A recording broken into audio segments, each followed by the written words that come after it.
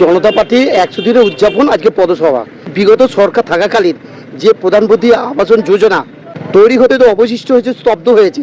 ভারতীয় জনতা পার্টি সরকার গঠন হয়েছে মানুষের সেবাই যাদের মূল লক্ষ্য, তারা আপনারা যে বলছেন যে বিগত দিনে যাদের আবাস যোজনা বন্ধ হয়ে গেছে, কেন বন্ধ হয়ে গেছে?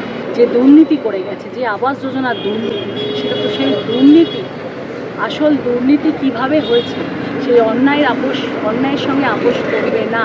সেই দুর্নীতি আগে কারা করেছে তাদেরকে একে একে ধরা হবে, ধরে এই যে সমস্ত আবাস যোজনা বন্ধ আছে সমস্ত সরকার দুর্নীতির সাথে যুক্ত রাখেন আর আগামী দিনেও রাখেন।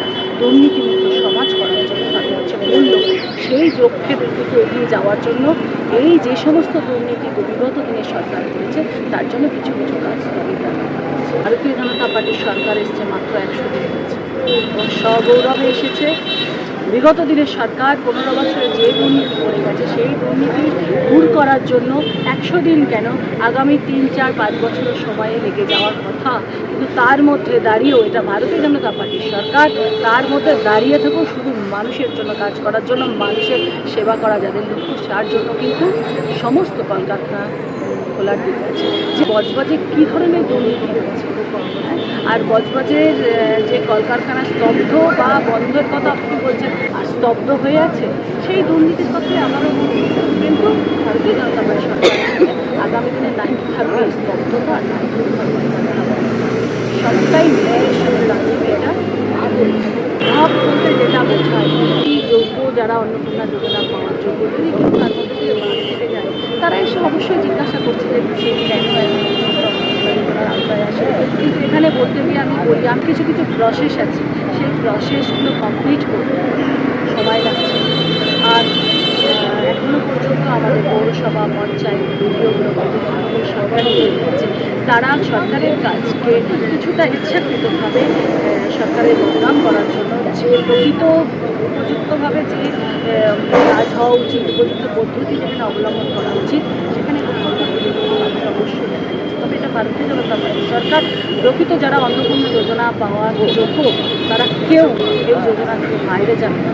35 নম্বর ওয়ার্ডে পৌরসভা আমরা একটু আগে করে এলাম। পৌরসভার বিষয় ছিল 100 দিনের যে আমাদের ভারতীয় জনতা পার্টির সরকার, পশ্চিমবঙ্গে বহুনির্বাচিত সরকার, আমরা পৌরসভা করে মানুষকে সচেতন করি, মানুষের কাছে আমাদের সরকারের তথ্য তুলে দিল। সবে সদ্যজাত শিশুর মতো আমাদের 3 মাস পার হয়েছে, সবে একটা সরকার এসছে, সবে মাত্র 100 দিন কমপ্লিট করেছে। এর মধ্যে যেটুকু সাফল্যের খতিয়ান সেটুকুই আমরা মানুষকে এই পথসভা থেকে আমরা উপস্থাপনা করলাম।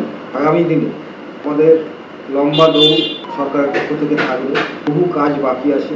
বিগত দিনে 34 বছরের বামফ্রন্ট সরকার, চোরামূল সরকার 15 বছর রাজ্যটাকে যেভাবে পিছনের সারিতে পাঠিয়ে দিয়েছে, সেখান থেকে রাজ্যকে আবার প্রথম সারিতে উন্নীত করতে গেলে কমপক্ষে 2-1 বছর সময় লেগে যাবে। কারণ রাজ্যের বর্তমান যে অর্থনৈতিক অবস্থা, বর্তমান যে শিল্পের অবস্থা, বর্তমান যে পরিকাঠামো, সেগুলো একেবারে পিছনের সারিতে রাজ্যের মধ্যে চলে আসে। সেখান থেকে রাজ্যকে যদি উন্নতির দিকে আবার প্রথম সারিতে নিয়ে আসতে হয় তো সময় দিতে হবে। আমরা ম্যানিফেস্টো যেটা ছিল কল্পবার্তা, তাতে তো কল্পের কথা বলেছি, সেগুলো আমরা বাস্তবায়নের দিকে ধীরে ধীরে এগিয়ে যাচ্ছি। ভারতের চালু করা থেকে আরম্ভ করে মহিলাদের তো অন্নপূর্ণা যোজনা সেইটা লাগু করা হচ্ছে। 1,75,00,000 মতো অন্নপূর্ণা যোজনা মহিলারা লাভবান হয়েছে। এখনও কিছু মহিলা যারা এই অন্নপূর্ণা পায়নি, তারা বিভিন্ন সময় নানা প্রশ্ন তুলছে, বিক্ষোভ দেখাচ্ছে, এগুলো স্বাভাবিক।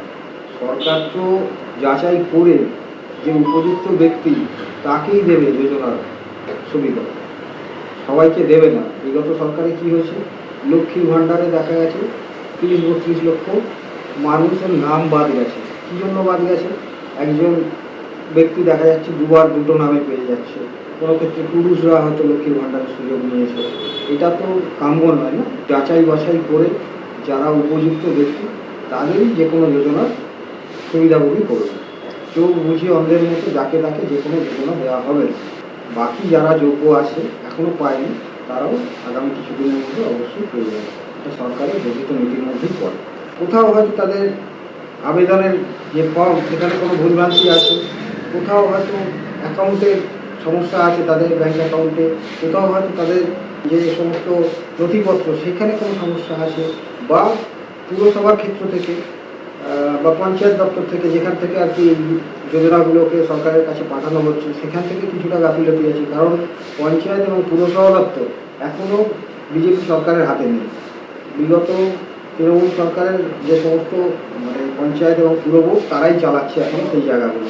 সুতরাং তাদের গাফিলতি বা তাদের কিছুটা বিরোধিতাও রয়েছে এই সরকার যাতে সাফল্য না পায় এই প্রজেক্টের ওপরে, হ্যাঁ, যাতে খুব মসৃণভাবে সরকার জিনিসটাকে যাতে পরিচালনা না করতে পারে। কারণ তাদের ক্যাডাররা তাদের লোকজনেরাই এখনও পৌরসভা এবং পঞ্চায়েত দপ্তরগুলোতে ঢুকে বসে আছে।